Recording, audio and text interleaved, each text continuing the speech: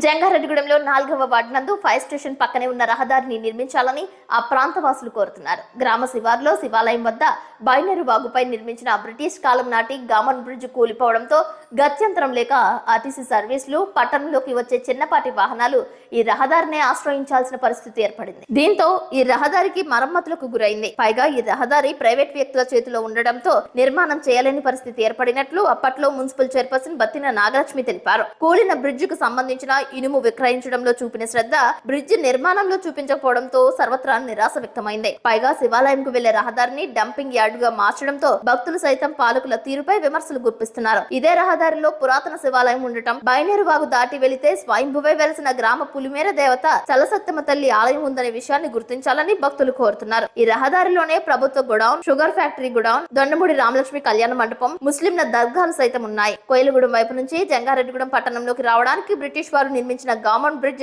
ఎంతో అవసరంగా ఉండేది. కూలిపోయిన బ్రిడ్జ్ ప్రాంతంలోనే మరో బ్రిడ్జ్ నిర్మాణం చేపడితే నూతనంగా నిర్మించే వంతెనకు ఒత్తిడి తగ్గుతోంది. పైగా పట్టణంలోకి తక్కువ సమయంలోనే ప్రయాణికులు రాకపోకలు సాగించే అవకాశం ఉంటుంది. తద్వారా రోడ్డు ప్రమాదాల నివారణకు దోహదపడుతుంది. అప్పట్లో మాజీ ఎమ్మెల్యే గంటా మురళీ రామకృష్ణ సైతం పోలవరం, చింతలపూడి నియోజకవర్గాల నాయకులతో కలిసి గామన్ బ్రిడ్జ్ ఆవశ్యకత గురించి తెలిసే విధంగా ఆందోళన చేపట్టారు. ఈ బ్రిడ్జ్ నిర్మాణం, డంపింగ్ యార్డ్ తొలగింపు, ఫైర్ స్టేషన్ పక్కనే ఉన్న రహదారి నిర్మాణంపై దృష్టి సారిస్తే 4వ వార్డు శివాలయం ప్రాంతం అభివృద్ధి చెందడానికి ఆస్కారం ఉంటుందని పట్టణవాసులు సూచిస్తున్నారు.